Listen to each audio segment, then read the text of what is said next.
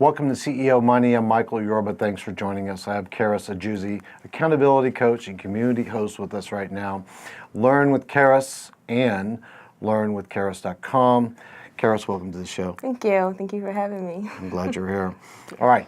You're an accountability coach. You work for fashion and beauty.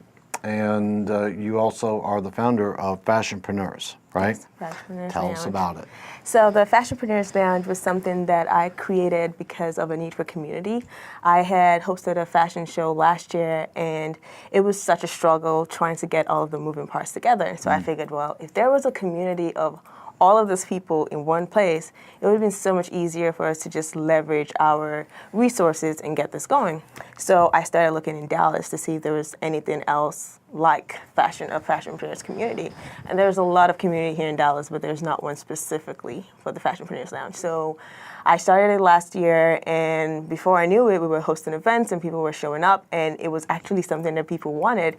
And now when you ask a member what they think about Fashionpreneurs Lounge, they say it's a support group. And that's really what it is, because we're all coming together alongside you, making sure that you get to your goals and reach and accomplish what you say you want to do. And so it's just been such a blessing to me just to see all of these people come alongside each other and push each other forward. So that's how that started.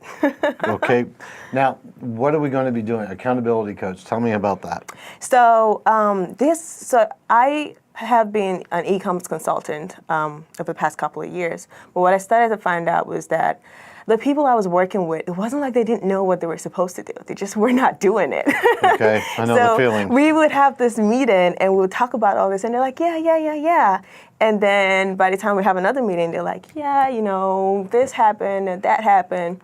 And so life got in the way. Exactly. But I think that you can make excuses if you want, but you can also do the work if you want. So I decided to start enforcing the accountability portion of the coaching. And so now I am reaching out to you at least twice a week to make sure that you're doing the work. We are having a meeting every other week to make sure that you're doing what you're saying that you're going to do. And so all of these people come out. I have a particular client who she thanks me every time because she's like, if it wasn't for you, I probably never would have got around to doing this. We recently did a relaunch for her website, and it was something that she'd been wanting to do forever, but never actually got around to doing it. And so we worked together and got that going. So the accountability portion is just to make sure that if they say that they're going to do this on X day, they actually do that on that day. So good. That's how that came about. All right. Let's talk about the Fashionpreneur community. Yeah. Bring it up. What do we do? So we have events, and my focus with the events is to make sure that when you come in and you leave, you make one connection and you learn one thing. So there are a lot of events that you can attend and, have all the great food and meet a lot of great people.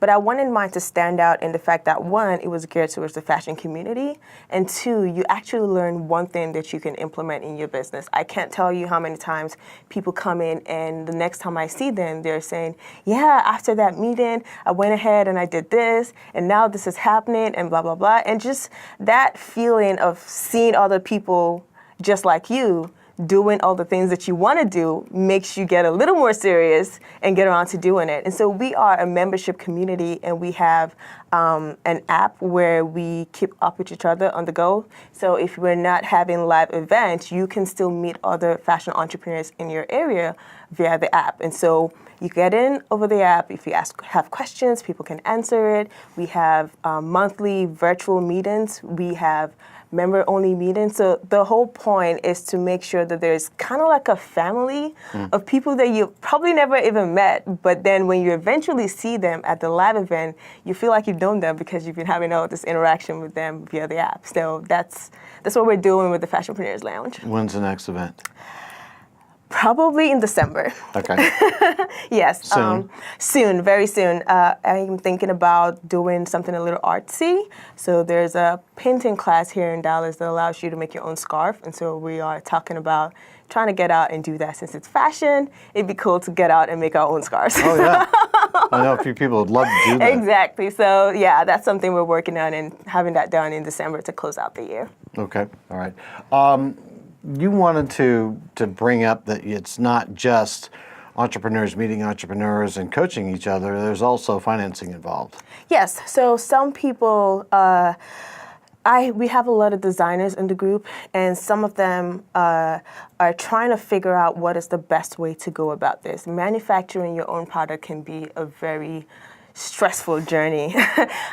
There is a lady right now who has been having to remake and redesign and redo a lot of stuff because after it gets submitted, they go and they come out and the samples are not the same.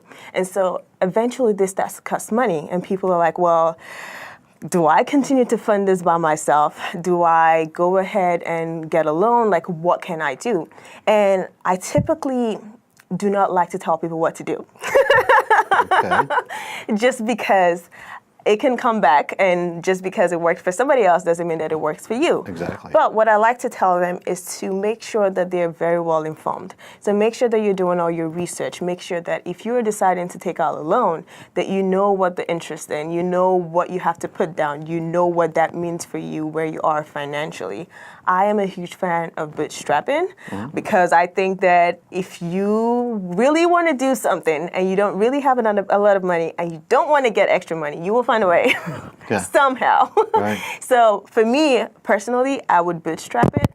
But if you are a designer, a boutique owner, and you are embarking on something that you feel like it's just way beyond you, then if you think that getting a loan makes sense for you, and the terms are fair, and you think that with where you are and with what you're trying to do, that you can make that money back, because the last thing you want to do is take out this investment or take out this loan and find out that your investment is not even going to give you any returns, and then you have all this extra inventory and all this money that you got to pay back, and then that becomes a problem. So first of all, you would have to make sure that you have a really strong business strategy to back up whatever it is that you're trying to embark on, so that if you eventually get that loan and everything goes through, you can actually pay it back. Right. Right. You got to start with what do the numbers look like. Exactly. I think a lot of people get so excited about starting a business and they just jump right in. Right. Without actually sitting down to say, okay. They get to think it out. Exactly. What does this look like? What do I have to give up for this? What is going to happen in the next, XYZ months, years, whatever that is, and how does that tie in with where I am right now and where I'm trying to go? So I can see not just the financing, but it's also the strategic planning, the marketing, and so on like that. You provide all those services. So most of the connections to those exactly, services. Yes, that's the right one. So I recently started a digital marketing agency where we take care of the marketing. And the reason why I did that was I can give you a lot of strategy and you can get all of this done. But if nobody knows that you're doing business, then it's a waste of time. Exactly. So I spent the last couple of months trying to network with a lot of digital marketers who live and breathe this, and this is what they do. And so we worked out a plan to be able to provide the services at a very affordable price, because one of the biggest struggles that small business owners have is they can't compete with the big businesses because they don't have the budget. Right. So my biggest goal was to make sure that they can have access to these, but they can also have it at an affordable budget. So and you can have a success with a niche product. Exactly. Good. Exactly. Is there anything else you wanted to cover? I think we hit a lot of points here right now. Any messages you want to give to the audience?